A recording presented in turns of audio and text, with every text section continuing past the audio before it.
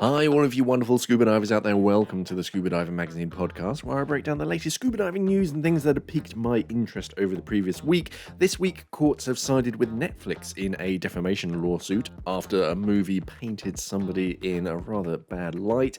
A diving destination is in hot water for holding onto divers' deposits and blanking them, stating that they are closed for business, even though their website says otherwise. And the Great Barrier Reef has just experienced its worst coral bleaching heatwave in history that some are describing as an underwater bushfire. So the first news story is US-Cuban freediver Francisco Pipin Ferreras is set to appeal after the defamation lawsuit he had brought against streaming service Netflix was thrown out of court on the 9th of April. He had claimed that the Netflix movie No Limit falsely accused him of the murder of his wife Audrey Mestre on a deep dive. Judge Bruce G. Iwasaki of the Superior Court of LA County in California granted Netflix's motion to throw out the lawsuit. He found that although the film claimed to be inspired by real events, the diver, usually known simply as Pippin, who's now 62 years old, had been unable to prove that he was its subject.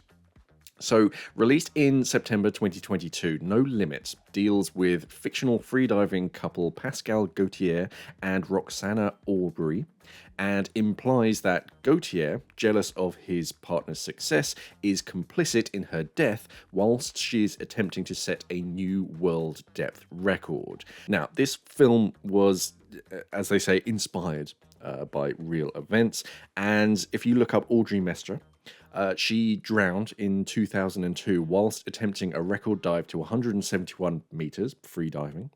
As her dive supervisor, Pippin, who raised this lawsuit, had carried out final checks on her equipment, but had not used a pressure gauge to check the air in the cylinder used to inflate her lift bag for a return to the surface by sled. So basically, Audrey was planning to swim all the way down, you reach the maximum depth, you pull a tag, and then you hold onto a sled and you open up a cylinder valve. The cylinder fills up an airbag, and then you hold onto that sled and that lifts you back up to the surface. So it's a really long way down, but the way back up is a lot faster. There was a scuba diver stationed at her maximum depth who saw Mestre trying to open the cylinder valve, but her sled failed to rise. Subsequent reports by the International Association of Freedivers, or the IAFD, set up and run by Pippin himself, concluded that Mestre's death had been accidental. However, he continued to face intense criticism, most notably in the book The Last Attempt by former business partner Carlos Serra. Pippin claimed that the levels of abuse had soared following the release of the French-language film No Limit, so he sued Netflix, along with production company Nolita Cinema, and the writer-director David M. Rosenthal for defamation and invasion of privacy last March. And of course, the streaming provider raised its own action to reject the suit last November in response. For a time, No Limit was the most popular non-English movie on Netflix. I think you can still watch it on Netflix. And the story is quite recognizable. The character Aubrey, is her last name, goes for a 180-meter no-limit record. It's implied by the filming of Gautier's last-minute checks that he knows her air cylinder is empty, so he was knowingly sending her down, or she was going down, and he knew that her cylinder was empty, so she'd struggle to get back up. While No Limit doesn't mention Pippin at all, these are all in their mind, or in the movie, fictional characters. The film does end with frames showing a photograph of Mestre, accompanied by the words "In memory of Audrey Mestre, 1974 to 2002." Audrey tragically died on October the 12th, 2002 in the Dominican Republic while attempting to beat the world record at 174 meters. This film remains a work of fiction. Any resemblance to reality is purely coincidental. So Netflix argued that whilst the film was partially inspired by Mestra's story, it was not intended as a literal account of her death. It wasn't a documentary, according to a report on the judge's findings in Variety. They're saying that no. It's based on or is like inspired, but it's not like a documentary. Rosenthal declared that after watching the 9 for 9, or the Roman numerals IX, No Limits documentary about the fatality, he had researched it further and said that it was also inspired by Le Grand Bleu, which is a Luc Besson 1988 film, inspired by a rivalry between two freedivers, as well as other films and books in the freediving world.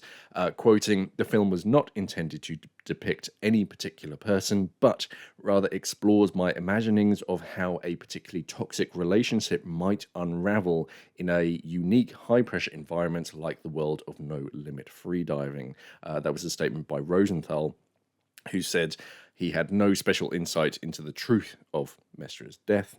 He obviously wasn't there. Paying tribute to her memory at the end of the film did not indicate that it depicted her life story, he says. The judge kind of disagreed with Rosenthal's contention that No Limits ending had been rendered more effective dramatically through being intentionally vague, and considered that in the context of the film, Gautier was clearly responsible for Aubrey's death, but he also felt that no reasonable viewer would find that the film portrayed Pippin. The judge considered that many parallels between the movie and Pippin's life story were likely to be common to any freediving film. The abusive and controlling relationship portrayed in No Limit, he felt, bore no relationship to Pippin's own account of a harmonious marriage to Audrey Mestre. Pippin's US legal representative, Alex Rufus Isaacs, who has also sued Netflix on behalf of other individuals claiming to have been unfavorably portrayed in films such as Inventing Anna and The Queen's Gambit, said that with 22 similarities between the characters in No Limit and the true story, quoting, "This is one of the strongest libel in fiction cases I've come across." It's kind of one of those things where it's inspired by true events, and yes, the names are pretty similar, and the like scenario as well, incredibly similar, but legally speaking, it's that kind of, well, yeah, no, it was inspired by these events, but and unfortunately he has been having a lot of blowback, which has obviously brought back a lot of bad memories for him from the time. So we'll see what the appeal process comes forth. In other news, one of Malaysia's best-known scuba diving attractions, the Layang Island Resort, is reported to have received a warning from the state authorities following its alleged failure to return deposits made by divers prevented from visiting the location during COVID lockdowns. So, diver Faisal Abdul Rahim has told news outlet SAYS that more than 100 individuals, both from Malaysia and overseas, had lodged 50% deposits with the resort, but had failed to get their money returned or to obtain any response from them. The facility is now officially closed, although its website does not appear to reflect that. You can still book holidays through it, or at least at time of writing this. The 6-hectare Liang in Sabah in Borneo is surrounded by 14 square kilometre atoll, dropping 2 kilometres on its outer fringes. It's also known as Swallow Reef, and the island lies about 300 kilometres northwest of Kota Kinabalu. And it has its own airfield, everything that you need. It was very popular among guests who were able to dive with like hammerhead and reef sharks, manta rays, tuna, barracuda in the area. It was a very, very popular dive site. And in common with many other resorts worldwide, Liang was unable to operate during COVID lockdowns imposed by the government. Quoting, on the 22nd of November 2023, the resort issued a letter stating that its operating license had not been granted, rendering it unable to operate, and declared that all deposits would not be refunded. That's what Rahim told the SAYS. Quoting, in response to this situation, some affected parties sought legal counsel, whilst others pursued resolution through the Tribunal for Consumer Claims. The diver stated that the resort's representatives had avoided all efforts made to serve claim documents at its office, and that of the company secretary as well as the director's home address, they just completely blanked them. Further documents had been sent by registered mail. I mean, I personally had not a similar thing. I had a holiday booked, and I of course booked it before lockdown and COVID and everything, and then when it was all locked down, I was like, okay, have to cancel. And actually, there was a bit of like pushback, but yeah, we did end up getting our money back. But these divers clearly haven't, and it's been a few years now. Resort representatives were said to have attended a tribunal hearing in February, although, according to Rahim, they had failed to bring required documentation with them and were given 1 month to comply. When they failed to appear at the second hearing in March, the tribunal issued a notice for the company to return all deposited amounts. Quoting, despite our efforts, including waiting for them at the TTPM Kuala Lumpur office and sending emails and making calls, we have received no response, said Rahim. Our resources are exhausted and legal assistance is not readily available for this TTPM case. Describing the resort's actions as unlawful and unethical, he stated, our objective is to inform both Malaysian and non-Malaysian scuba divers that the resort is no longer operating despite its website still accepting bookings. We urge all affected individuals to file claims with TTPM to ensure lawful protection for consumers against irresponsible companies that tarnish Malaysia's reputation. SAYS said it had yet to receive a response from the Liang resort. Scuba Diver has also asked for comment but received no reply. So yeah, just kind of one of these businesses that's just like ditched everything, didn't bother to turn off their website, still accepting bookings and everything. They still got all of these deposits. They still got the money, and now it is just really tricky to like tie them down and actually get that money back. So hopefully they do, and it's a bit of a kind of FYI if you are looking to book a holiday in Malaysia. If Liang comes up, just do be careful. Even though they look like they're still operating, they don't seem to be.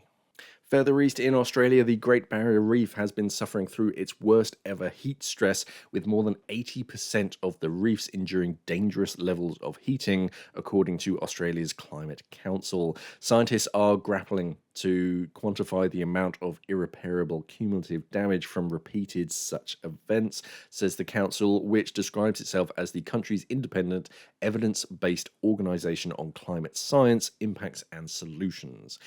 Basing its latest assessment on reports from the Great Barrier Reef Marine Park Authority, the National Oceanic and Atmospheric Administration, or NOAA, in the US, and other experts, the Climate Council says that the GBR, the Great Barrier Reef, has been subject to greater levels of heat stress than during any of the previous 6 mass bleaching events.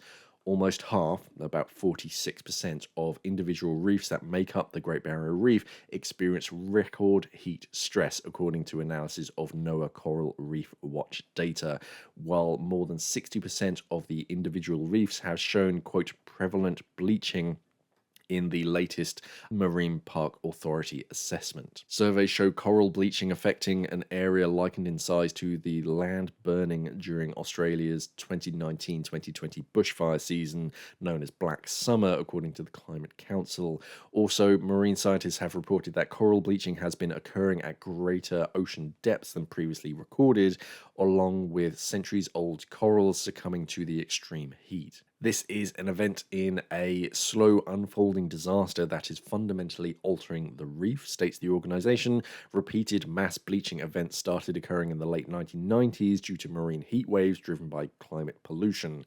Every part of the Great Barrier Reef has bleached at least once since then, with some areas bleaching 4 times with little recovery time. As a result, the Great Barrier Reef is fading to a shadow of its former glory, which is quite sad. And when you look at the graphs, there's quite a clear linear correlation between the mass bleaching event year and the proportion of reefs impacted by these events.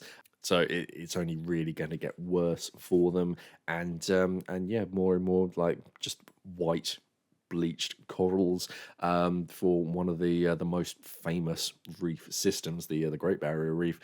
So hopefully, eventually, we'll find some way to protect it, or at least to regenerate it. There are quite a few coral restoration programs that are working in other areas. Of course, we just need to find a way to make them work out there.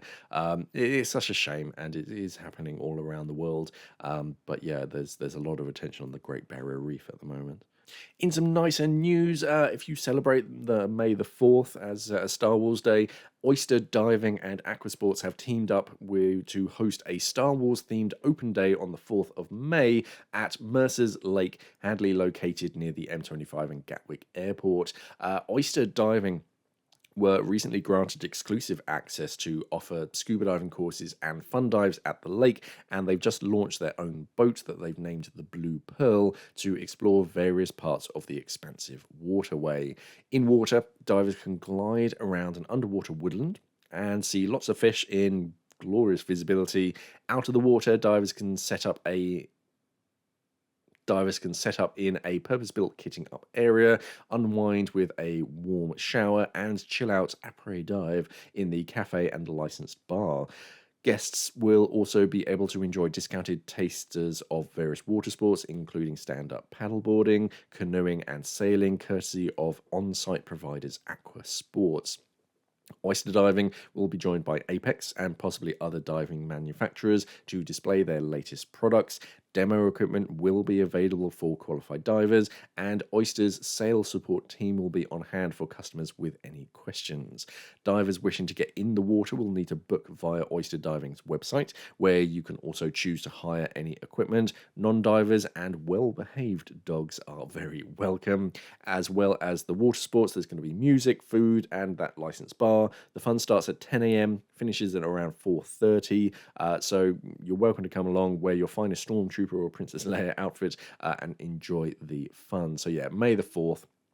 And yeah, if you search for Oyster Diving here in the UK, and yeah, you can have some fun and maybe test out some Apex equipment, and maybe some other brands depending on who signs up for it.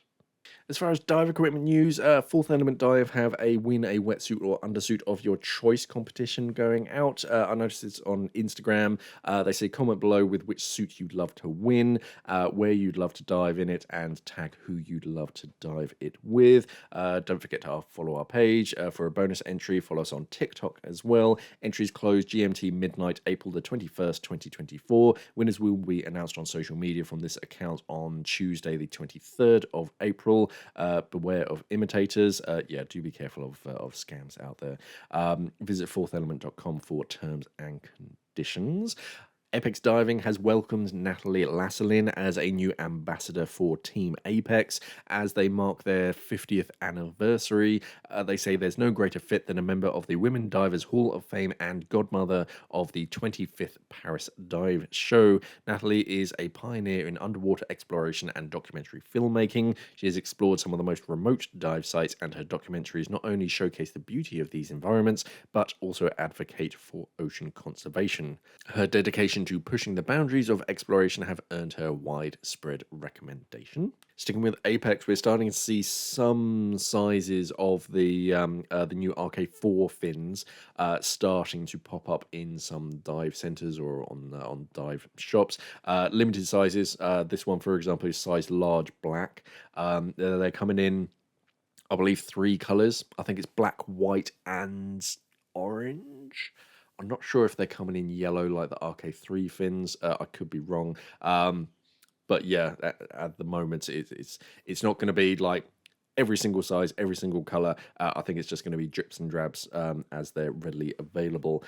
So yeah, if you are a size large and you are digging the black color, then yeah, they seem to be available on some dive sites. And I think that's about it as far as dive equipment. I don't remember any other and anything else that caught my attention.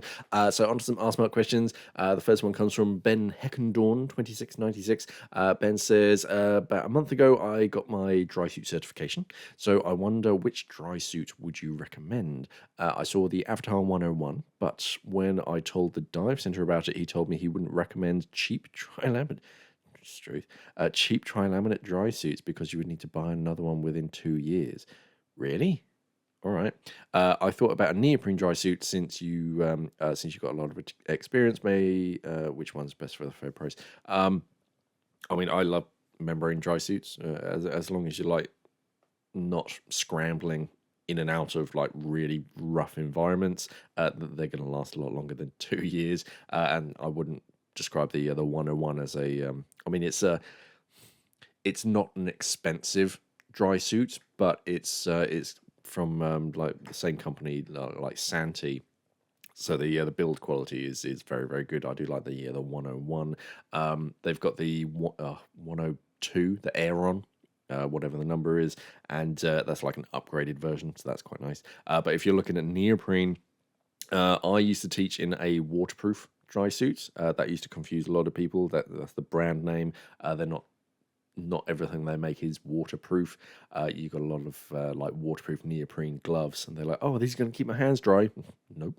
But anyway, I use the D10. I think it was like the first generation of D10 before it was called the Draco, and that was lovely. I do like waterproof equipment. They have a lot of seams on it, a lot of stitching, but the suit themselves are very well put together. Wasn't a huge fan of the pockets. They had like zippered, what do they call it, like baffle pockets, which yeah, they kind of bugged me because when you're trying to undo the zipper, the neoprene would like bend and flex, so it was a bit of a pain to like do up and when you're in the water, but serviceable, got the job done. O3 always come to mind. They make a lot of like commercial diving suits with Endiver as well, Northern Diver. They make a lot of good, inexpensive neoprene dry suits, and you can like customize them. So if you really want to go cheap, you can just get the base suit. But if you also want pockets, you can pick and choose the pockets and all that kind of stuff. So they're usually a good choice. And my buddy, he always used to dive in O3 dry suit. He actually used it for commercial diving, and when it was starting to get a bit tired, is an O3 suit.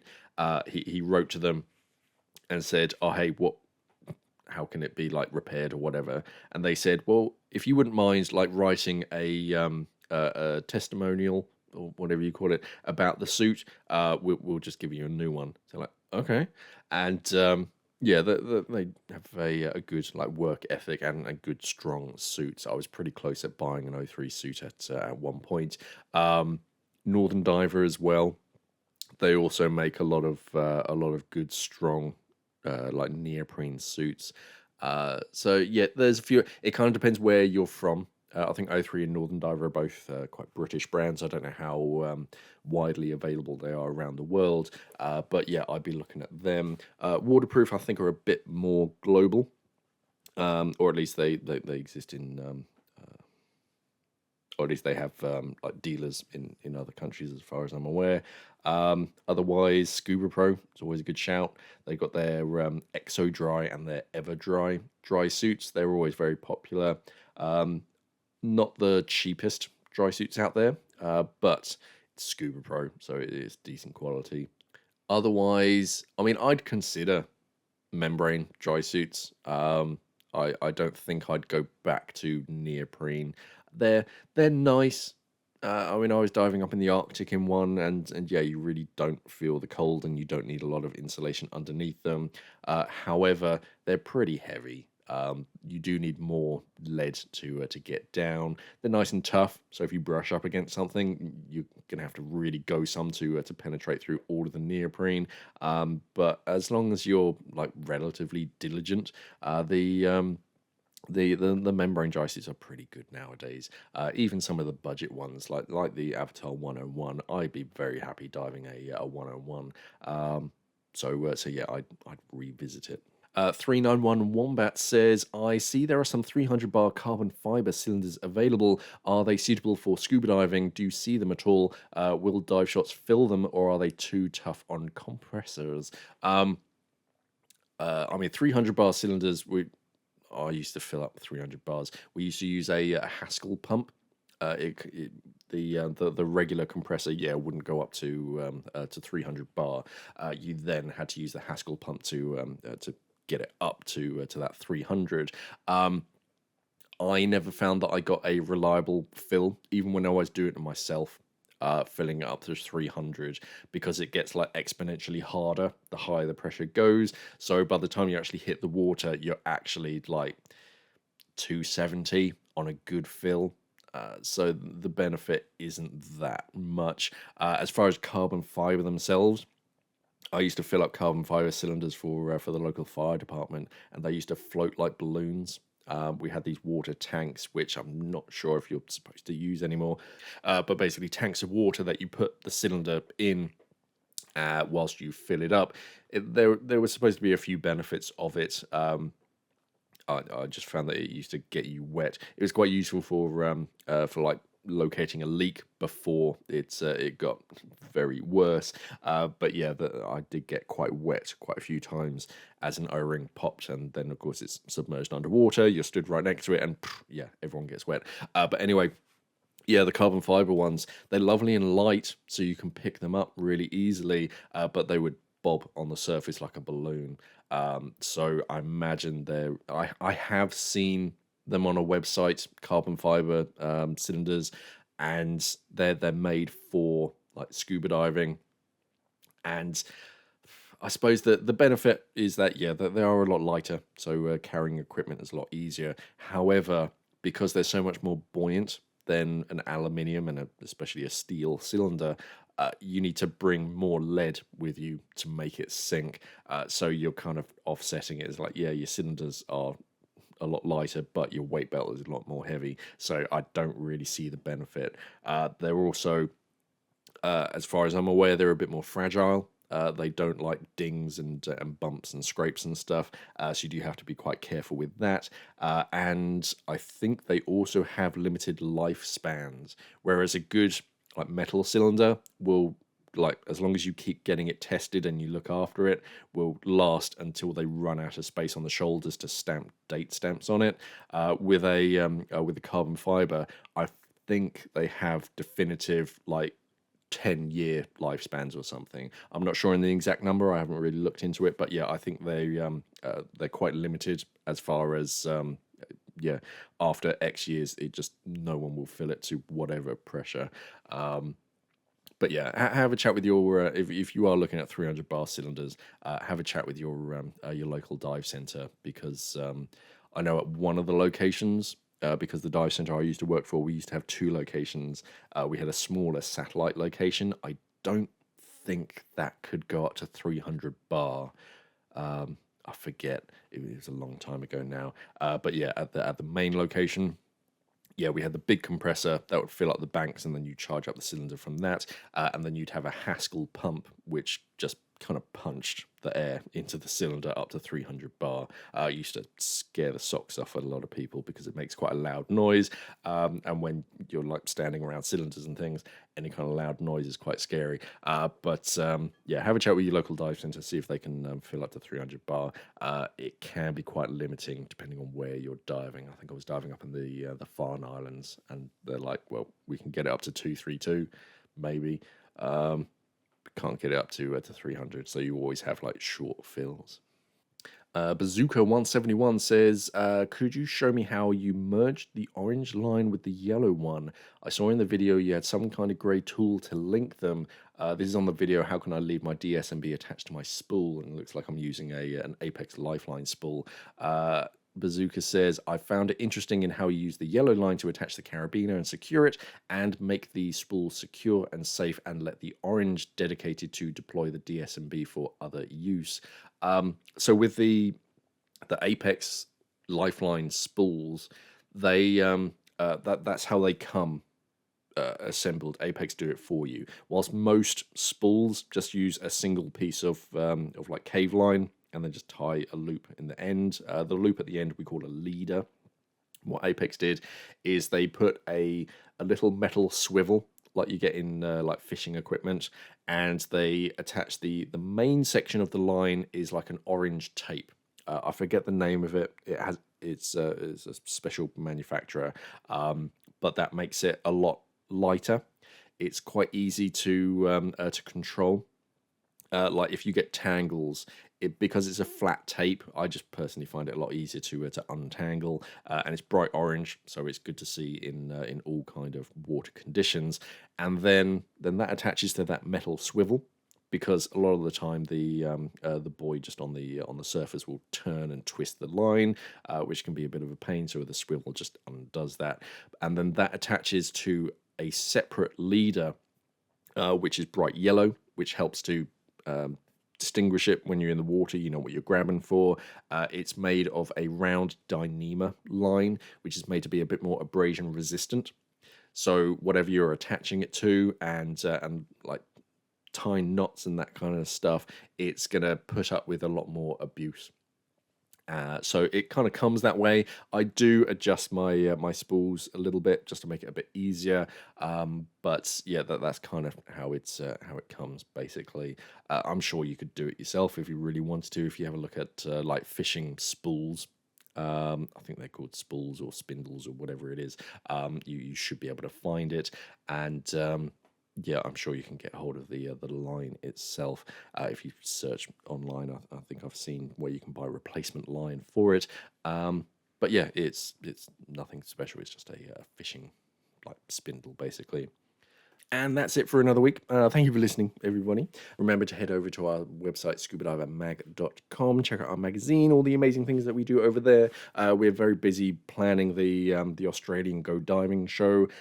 So lots of planning. I don't do a lot of it myself, but I see the chats online about it from the team, and gosh, a lot of work's going into that.